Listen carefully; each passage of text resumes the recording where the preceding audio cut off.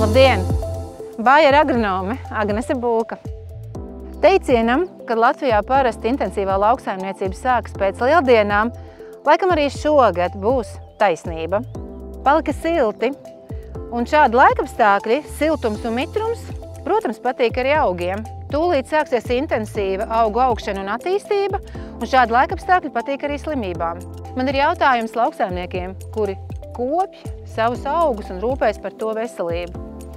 Kā jūs rīkojaties parasti, kad gadās saslimt, kad gadās nopietnāk saslimt? Protams, uzreiz meklējam ārstu, un, protams, jūs meklēsiet to labāko. Kad nonāksiet pie ārsta, ārsts jums nozīmēs ārstēšanās plānu, un ja tajā būs iekļauta medikamentu iegāde, tad parasti jūs gribēsiet tās visefektīvākās zāles. Nākošais noteikti visstabilākās zāles un noteikti visdrošākās, lai nebūtu blaknes. Tālāk jums dakteris izrakstīs noteiktu devu, ņemot vērā jūsu parametrus, un noslēgumā jūs runāsiet par izmaksām. Un te man ir otrs jautājums. Kāpēc, kad ir runa par lauksaimniecībā par augu veselību un ražas saglabāšanu, tad lēmumi nereti tiek pieņemti pilnīgi pretējā secībā? Un turpinājumā palīdzēšu jums pieņemt lēmumu par fungicīdu izvēli pareizā secībā. Modelēsim situāciju, kad tīrumā ir kvieši pēc kviešiem. Garais rudens un siltā ziema var radīt bāžas par to, kad varētu būt vairāk izteiktas sakņu pamatnes slimības un atsveida plankumainība.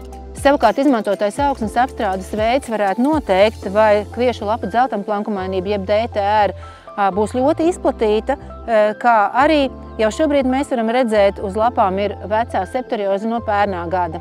Ko iesakam šādā situācijā? Mūsu spēcīgākos instrumentus, fungicīdus Input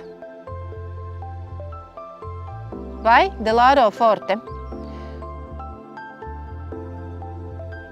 Īpaša uzmanība devu izvēlē mums ir jāpievērš, ja jāierobežo ir atsveida plankumainība vai sakņu pamatnes slimības.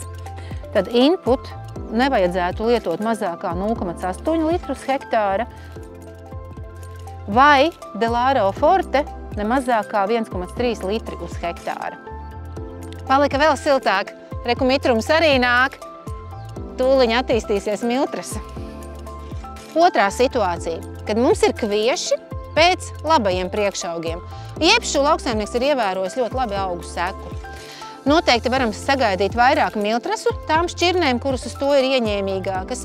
Savukārt dzeltenplankumainība un citas slimības varētu parādīties vēlāk, un slimību izplatība varētu būt mazāka.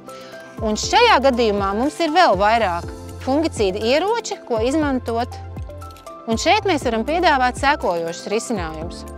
Jau iepriekš minēto Delaro Forte, šajā gadījumā ar 1 litru uz hektāra, spēcīgo risinājumu miltrases un dzeltenplankumainības ierobežošanai Input Triple 0,75 litru uz hektāra, kā arī ekonomiskajā gadījumā ļoti iedarās šajā sistēmā Falcons Forte 0,6 līdz 0,8 litri uz hektāra atkarībā no sējuma biezības un ražas potenciāla.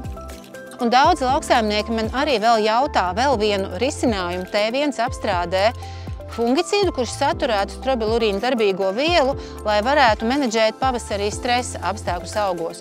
Un te mēs varam piedāvāt Variano X-Pro 0,8 litru uz hektāru T1 apstrādē. Šobrīd ir nepieciešama palīdzība ne tikai ziemas kviešiem, lai ieteiktu pirmo fungicīdu, bet palīdzība nepieciešama arī ziemas miežiem, kuriem ir jāveic aizsardzība pret tīkplankumainību.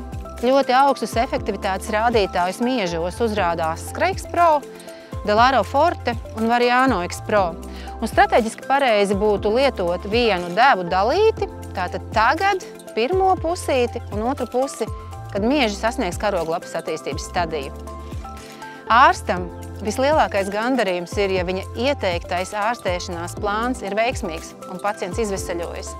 Tāpat kā mums ļoti liels gandarījums ir tad, ja jūs lietojat Bayer augu aizsardzības līdzekļus un iegūstat vislabākos rezultātus. Nepalieciet neziņā. Ja ir jautājumi, zvaniet. Lieldienas ir nosvinētas, ķeramies pie darba, tiekamies uz lauka.